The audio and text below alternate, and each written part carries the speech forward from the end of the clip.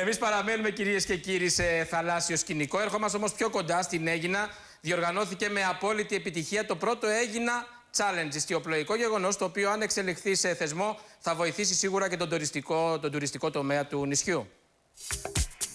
Η ισχύς εν τη ενώση. Ο ιστιοπλοϊκός όμιλος Πειραιώς μαζί με τον ναυτικό όμιλο Αίγινας διοργάνωσαν με ξεχωριστή επιτυχία το πρώτο Αίγινα Challenge. Για 2 ημέρες το γραφικό λιμάνι του όμορφου νησιού στον Αργοσαρονικό μετατράπηκε σε μια μεγάλη κερκίδα και το κοινό απόλαυσε ένα μοναδικό θέαμα. Η ιστιοπλοεία είναι ένα πάρα πολύ όμορφο άθλημα, αλλά δυστυχώς γίνεται πολύ μακριά και δεν μπορεί να έχει κερκίδα.